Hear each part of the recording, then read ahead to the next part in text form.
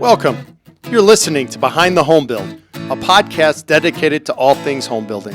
Whether you're a home builder, home buyer, or something in between, we're here to connect you with the industry experts. My name is Danny Langerman, CEO and mortgage loan originator. With me is my son Riley Langerman, mortgage loan originator. Beth, thanks for coming in today. Absolutely. Thank you for having me. Oh, it's our pleasure, more than anything. The great thing with a podcast like this is we're able to learn things about other people that we haven't. I think it's a great idea. Yeah, we appreciate it. I mean, your bio, your personal bio really stuck out. Yeah, I would say in our preparation, what stuck out was significantly your singing and songwriting and accolades in that direction. So I just had some questions. How did you get into that industry, the singing and songwriting? My dad played, well, he was an HVAC. He owned his own company called Alco Furnace Company. And he also played multiple instruments. We come from Missouri, and he had a big family. And of course, you know, that's what they did, is everybody played instruments. So my dad would take me when I was a teenager. We would go to the local honky tonks here in town. He would pay the owner to have me sing with the band. So awesome. he would basically pay for my way to get into bars so that I could, you know, play with live musicians and that kind of stuff. So I did that as a teenager, of course, then did theater in school.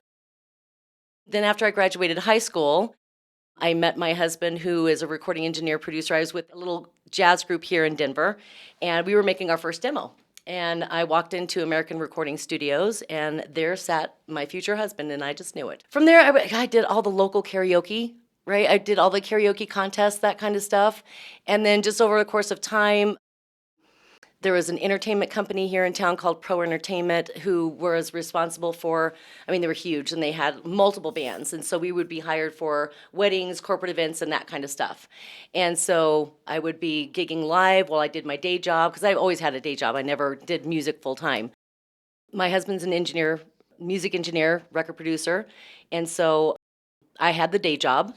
Day job was always in the real estate industry doing title? It was, yeah. I worked for Better Homes and Gardens fresh out of high school. Well, I worked for my mom prior to that. She had her own real estate company, so Okay. I was kind of like, you know, free labor for her. But no, I've always been in this business. So I actually started with Heritage Title back originally in like 1993, so like 30 years going. So we would gig on the weekends and do that, and then songwriters would come and you know, Steve, my husband, would kind of go, well, you're a songwriter, but you need a singer. You know, let's get my wife on it, because I was free, you know. So, Right. you know, and it just kind of blossomed from there. So, you know, singing with different bands around town, getting other recording, you know, I record all the time for other singer-songwriters and for myself. And just through being in the business, collaborating with other people, was fortunate enough to get, you know, some accolades and Billboard Music Awards and Emmy nominations. And Did you ever consider taking it full time? no, Okay. no. Fair enough. Yeah. Well, still very... I would love to. I mean, it was my dream, of course, to be, you know, I wanted to be a rock star and Okay. all of those things. But, you know, just practicality. It's Yeah, just like, for okay, sure. yeah. For yeah. sure. But you Well, also opened up. You opened up for what bands? I have opened up for Leon Russell, Lee Greenwood. I opened for Gladys Knight. Quite a few. And currently I'm with a band called Funk Enough, FUNKKNUF. So follow us on Facebook. We're a fantastic funk band, 9-piece, horns, the whole deal. Yeah, that's pretty neat. Yeah. So, and I called you up once I saw that and stuff, because if we're going to talk about this, I think it's only, you agreed you wouldn't mind singing Not at all. something? Sure, I can Okay. sing for you, sure. So we talked about doing Fast Car. Yeah. So we'll just do it, the verse and the the verse and the chorus. chorus? We'll just give everybody a little taste teaser. There we go. Now this is definitely, so we have not rehearsed this. And We have not And by the way, I'm by no means, this is like a second grader playing with a professional. Oh. So it's a little bit different. That is the comparison we used. Yes. And see, now the HBA people, they didn't know that you also play guitar. So now everybody will know we have these extra talents, right? That's kindly said. Definitely kindly said. All right, let's see what we can do here.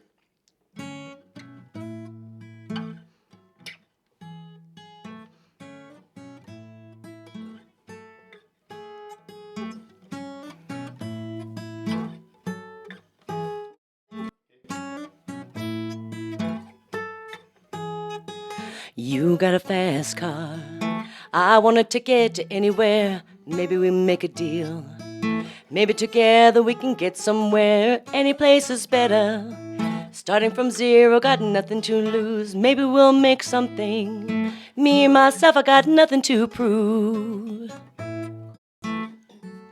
So remember when we're driving in your car. Speed so fast I felt like I was drunk. City lights laid out before us, and your arm felt nice right around my shoulder. And I had a feeling that I belonged. I had a feeling I could be someone, be someone, be someone.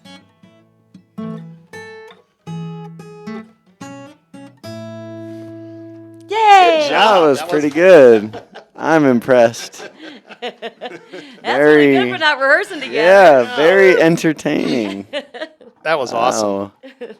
Yeah, that was great. I thank you. you for that. You're That's very welcome. probably one of the neatest things I've ever done on the guitar. Very cool. Yeah. That's a good little song. That's Oh, the it is. coolest thing I've ever seen him do on the guitar.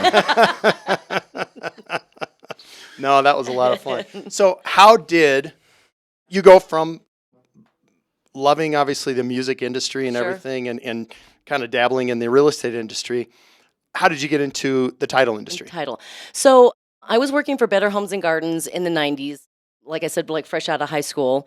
And I was an office manager for them. And I used to be called on by all the title reps. Like they would come into the office and just be like, they were trying to solicit our business or get in front of my agents. And I distinctly remember one time my managing broker loved to have golf tournaments, right? So he would throw a golf tournament, but of course he wanted to throw the golf tournament, but I had to put it on, right? You know, so I'm the one, you know, getting up at 4:00 in the morning and going out there and setting up the holes and all this stuff. And I distinctly remember one year I'm out there and it's cold and it's windy and it's like 5:30, 6:00 in the morning. And here come all the title reps with their coolers full of Jello shots and, you know, all of this stuff. And they're out there having a blast. And I was thinking to myself, kind of going, you know, I know more about this business than all of them combined. Why am I not doing? That's the job I want, right? That's the way that I think that I can help agents better rather than just making sure you're listing packets. Because at that time, of course, in the 90s, everything was paper, right? So we would make packages. You'd take like 50 pieces of paper and then staple them all together, and that was your package that you took as a realtor to your, you know, listing appointment or whatever. So one of my agents said, you know, the gal, at that time, we were First American Heritage. We were the largest agent for First American at that time. Mercury Companies, family of companies. It was First American Heritage, Security Title, and Title America, who are now respectively Heritage Title, Fidelity, and Chicago. So they knew that the sales rep at First American was leaving. He said, you should go apply for that job. And so I did. And so I applied, and they said yes, and I quit, and the rest is history. I've been there ever since. So So you've been there 30 years. yes. So now you're the vice president of Builder Services. You've been there 30 years. Yep. You got the philosophy is do what you say, and you're going to do what you do when you say you're going to do it. Yep. You've been awarded silver and multiple gold and coveted presidential sales awards. Yes. Been Thank there you. so long. Yeah, which is Yep. absolutely awesome. I mean, you're a big proponent of the HBA as well. Oh my gosh, absolutely. Donate a ton of time. Why don't you give us a little bit of tidbit about that? Yeah, I just think the HBA is an incredible organization. And, you know, all the people that are listening out there, if you're already a part of the HBA, you know this. I mean, that group is incredible. The staff there is amazing. There's a ton of engagement. They work really hard, you know, to make sure that there's value within that organization for everyone involved. And for me personally, it's been great, right? Getting involved in the HBA, getting involved in the different councils. I mean, gosh, I can tell you, like, my sphere of influence now is huger than it's ever been in my career, you know, just by the sheer volume of people that you can meet through the HBA and on and on and on. So, no, I'm a huge proponent of it, yeah. That's good. And you're also you're part of the PWB. What are some other councils that you're on? Yeah, Some of the boards? PWB, the Professional Women in Builder. Part of that, I was past chair in 2020, their current treasurer, and I'm also on our E3 committee, which is the committee within the PWB that puts on all of our education events and all of that stuff and all the things that help empower and energize and engage women. So that's awesome. I'm on the events committee for the CBRC, which is the Custom Builder and Remodeler Council. I am current interim secretary and treasurer for the SMC and on the membership committee. Very cool. I actually just joined the Young Leaders Council. Yay! That's a good group of Yeah. people, man. It Yeah, really is. Good for you. It seems like it. So Yeah. I think we're, trying to utilize the value of the HBA as well. Sure. And for those who don't know HBA, it's the HBA Metro Denver, the Home Builders Association. Yep. So just to kind of start off, we'll go with the basics. But can you explain title insurance, the purpose for it, and why people need it? Yes, absolutely. So title insurance is like the biggest mystery in the industry, right? Everybody you need it, but you're not exactly sure why. So title insurance we are an insurance company, right?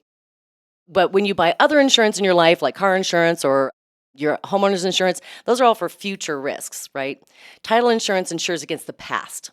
So we take a look at a property and say, we've done a complete title search. This is everything that's been recorded against your property so that when you close on the property, you know that you have free and marketable title. You can turn around and, right, so that you've got clean title, you can do that. There's a big misnomer within the industry that, title companies, they make so much money and there's this huge margin. And I can tell you, if we hit double-digit margins, we're like celebrating, right? We do have claims. We do have weird things that come out. Whether it be lot line adjustment problems or some kind of other title issue, we really do get that. People like attacking the title and saying, well, you didn't do that closing, or now, my lot line I think is over here, and things like that happen all the time. So it's so important that you have title insurance because then we do back up everybody, the lender, right? The seller, the buyer, like we've insured everybody in the transaction. So everybody thinks it's not going to happen to them until it does. And then they're like, especially, some of our builders, working with them from the very beginning of the project has been, you can't even put a dollar thing on it, right? We find out about these problems before they actually get to close. For sure. So what's an example of something that somebody might not think about that title would cover them with? Inflation gap coverage. So like if you have bought your house 5 years ago and now there's a claim on your title, we will actually insure you for the price that it is today, not your insured policy amount. Lot lines, especially with builders, that does come up from time to time, especially like, oh, there's this little tiny piece of, there's, 5 inches over here that now the fence, when it was built in the 1800s, doesn't meet, especially some of the rural, communities that are being developed. There can be challenges there. How about a story about someone that says, you know what, I don't need title insurance. Now I'm not going to use it. Or do you have any stories that for people that didn't use the title insurance that are like, okay, now you're paying for it? Yeah. We have had people that just say, because, title insurance is optional, right? You don't have to have it. And they decide that they don't want it and they just think that it's going to be fine.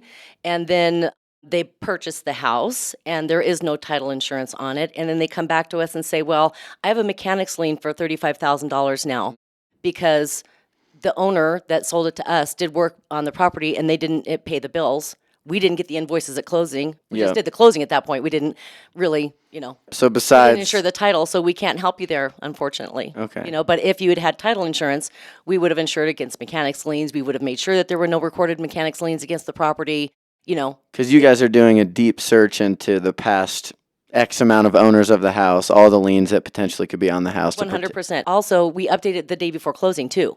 So if you've got some mechanics that's going to file that last minute lien, or some, weird cousin that's, got this weird quick claim deed or something that just runs down to the county, it happens, right? I mean, these sound like extraordinary stories, but they happen. No, for sure. Yeah. No doubt. Yeah. No doubt about it. What is your role then as VP of Builder Services? There's several facets, if you will, to my role.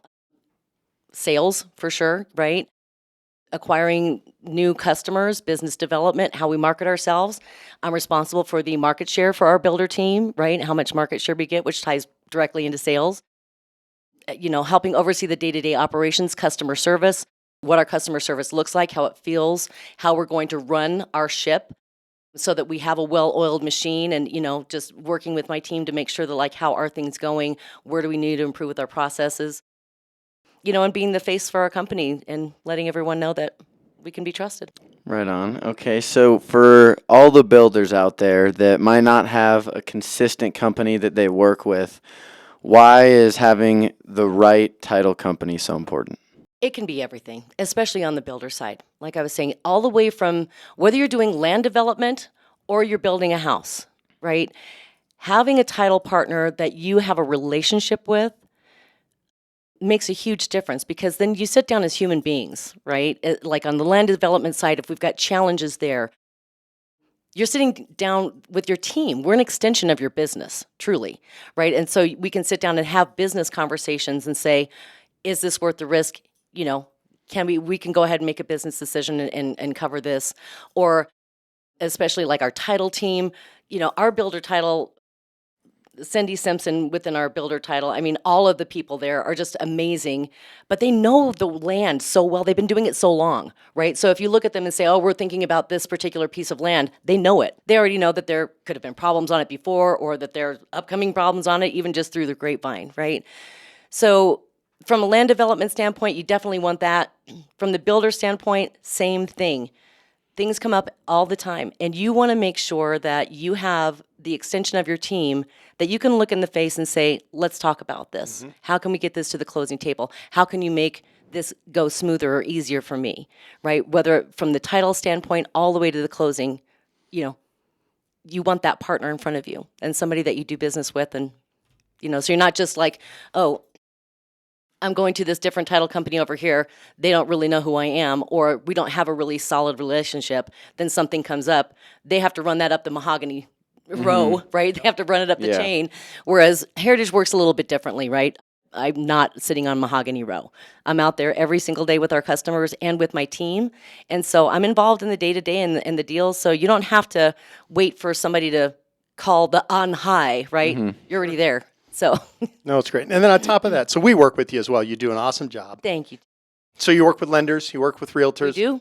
Lenders, and even realtors. individual sellers that may just want to sell their house as well. Sure do. For sale by owners, you bet we get those calls. Okay. Yep. Yeah. I Yep. mean, that- And my that team part's can, good. yeah, my team, no matter, we have, I think, 20 branch offices around the Front Range and around the state. So, yeah, we're all well versed in all of those things. Maybe just getting back to the basics, can you kind of differentiate the escrow versus the title side of it? Sure. So, when we do a full, if we've got a customer that we're doing both title and escrow for, we open the order, we start the title search process, and all of our things are integrated, like all of our systems, right? So the title commitment comes out, it automatically gets sent out to, you know, everybody on the transaction, and then we start working on the file. On the escrow side that's where we start ordering the HOAs, we order the payoffs, we get all the docs ready, we start communicating with the lender. So that's all of the escrow side. The title side is just really producing that title product, right? So when we are working in an escrow only model, those two things for us that are normally integrated and talk to each other, right, seamlessly gets disconnected. So we have to put things in place to make those things talk to each other, whether it be a human being looking to go to get that to facilitate the communication, or we've also worked with other title teams to integrate systems to where we actually do have a bit of connectivity there. Right? Okay. And that's why you take such a personalized approach to depending on who you're talking to. Oh my gosh, 100%. Every single customer is different. Yeah, You know, every single one. for sure. Yeah. How has Heritage Title evolved over the last 5 or so, maybe 10 years, along with the changes in the market? As long as we've been doing this, there's always something new, right? There's always some challenge in the market. So I think that we focus a lot on technology and products that we can build, that we can bring to realtors, lenders, builders, land developers, tools that we try and foresee what the need will be and then meet that need before it gets there, right? So on that side, we certainly do that. In the last 5 years for us, as a title company, of course, you know, a lot of on the builder side, they're getting their own title companies, right? They're keeping their title in house. So we were seeing our opportunities kind of diminish, you know. So all of the prospects that we would have been able to do business with before, have a shot at doing that business, now those doors were kind of closed to us, right? So we started taking a different look at our business model in the builder world and said, okay, how can we shift a portion of what we do to meet a need that might be out there? So we developed an entire program and processes and procedures to do escrow only for builders that have their own title company. So if they want to have their own title company, but building the escrow infrastructure can be super challenging, right? Oh, yeah. So it's the escrow side that really, that's where all the risk is, that's where all the compliance is, that's where all the bank accounts have to be, that's where, continuing education and tax and 1099s, all of those things.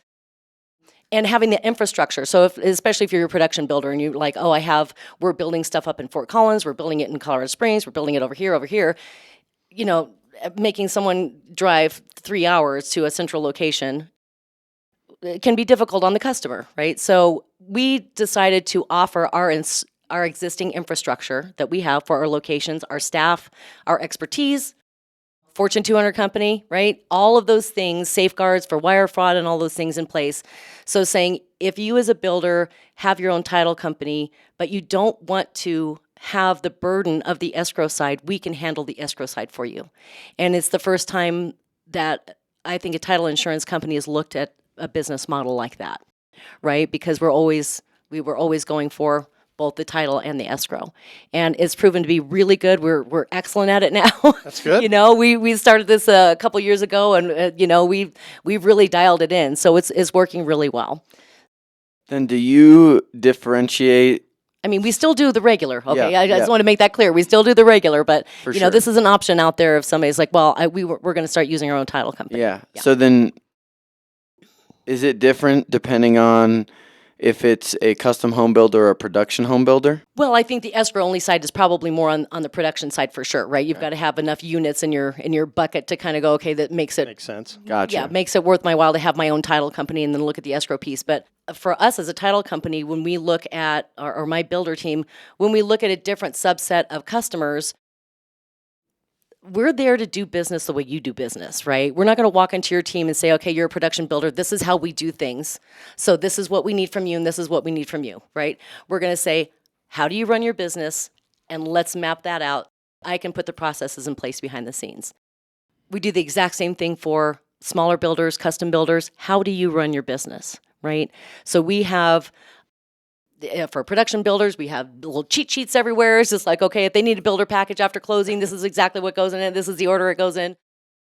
For custom builders, I think some of their challenges and some of their closing needs are a little bit different, and we just make sure that we meet or exceed those needs, no matter who the customer is. Yeah. Yeah, no, that part's awesome. Yeah. That's good. I mean, that's one way to set yourself away, with builders. So that's fantastic little thank you. business model. Yeah. It was outside of the box for sure. I had to do some talking to get my company to kind of go, are you sure? I'm like, yep, I'm pretty sure. So one thing I actually I'm going to revisit with you is that a lot of people I don't think know about being in this industry for so long and you can talk about, is that your business and the fees are regulated by the state. They are. So it's not something that you can change, or they regulate it, you stick to it. Absolutely. And that's why, do you want to go ahead and kind of expand on that a little bit? Yeah, for sure. And I think that this probably happens more in different sectors of our industry rather than the builder sector. But yeah, we're regulated, right? We have to file our fees with the state, both title and escrow. And so there's no like, hey man, hey, nudge, Right. nudge, can you give me a discount? We'd love to, right? But we just simply can't. And for us, being a Fidelity company and part of the Fidelity family, we are, up there in the Fortune, whatever. We get audited yearly, right? So, and I'm not talking just like a tiny audit. They go into random files and there's like 120 points that they audit, right? So if you don't have that rate calculator in the file, and if you're not charging the same, we're fined, right? So we can be fined by the Division of Insurance for $1, either way. Not enough, or if we charge $1 extra, fine. Right. So we're pretty diligent about that. And a lot of people don't realize that our fees, all title companies here in Colorado. Right. Everyone's regulated. Everyone's regulated. So And it differs from state to state? It can, yeah. There are some, some states that are kind of like their own little countries, right? Yeah. They're just running, things the way that they want there. And that you can do, there's actual, like, it's okay to do a kickback in Florida. It's just wacky. Yeah, right? interesting. So just stuff that for us in the Colorado market would never happen. doesn't fly. Yeah. It would never Yeah. happen. It would not fly. So go ahead and give me something about Heritage Title that you'd want builders or just the general public to know, just in general. I brought it up a little bit before, but obviously a lot of people think heritage title because we don't have the brand of like the First American or the security or the Fidelity or whatever, that we are a Fidelity company, right? We're large. So one of the great things about being a direct in a large company is we have a lot of autonomy in our decision making, right? Up at the business decision making level, we have a ton of autonomy there. So we get to have, like I was talking about before, circling back around to like that strong partner who you want, and that kind of going, hey man, can we make this deal happen? Right? We don't have to call California. We are here, and we have the autonomy as a direct to do that. Another piece that people might not know is that we have a construction loan disbursement department. So we have specialists in that field that have been doing this for decades, right? So that can do construction loan disbursements. We do inspections, all of those things. So it's just like a little piece that a lot of people don't realize that we have. Are construction loan disbursements, are those the draws? Those are the draws. Okay. Yep. Gotcha. To close us out, obviously, I'm pretty new in the industry. I consider myself a young professional. So you have pretty immense experience in the real estate industry, obviously. Is there one piece of advice that you have for somebody like me that's entering the industry at this time? Be a sponge. Okay. Learn as much as you can. Never in your life get to the point to where you think you know everything, right? Because this business is so dynamic. There are new things happening every day. So as a young professional, reach out to those even beyond maybe your lender world, right? Title people, other professionals within the industry always have a different perspective that they can share with you, right? And whether it be mentoring you on how to start yourself in the business or just knowing what the trends are in the industry, those kinds of things. So be a sponge, be open to the new information, and make sure that you're always learning and growing. All right. Well, thank you so much for the advice. You're welcome. Yeah, that's awesome. We appreciate you coming in. Oh, my pleasure, guys. been Thank you so much, awesome. and thank you for the song, buddy. Oh my gosh, it's So- yeah. Thank you. We'll have to definitely do that again. That was a lot of fun. We will. Beth, if listeners want to contact you or connect with you and learn more about your company, how can they reach you? They can reach me on my cell phone at 303-995-5706. My email address is Bavedis, Bavedis, at heritagetco.com, or you'll see me at an HBA event soon near you, I'm sure. Thank you for tuning in to this week's episode of Behind the Home Build, the podcast for all things home building. He's Danny, and I'm Riley, and if you're interested in learning more from experts in the home building community, we're on Spotify, YouTube, Apple Podcast, and a few others, all at Behind the Home Build Podcast. And if you have any questions at all, make sure to send them our way on Instagram, LinkedIn, or Facebook at Behind the Home Build Podcast.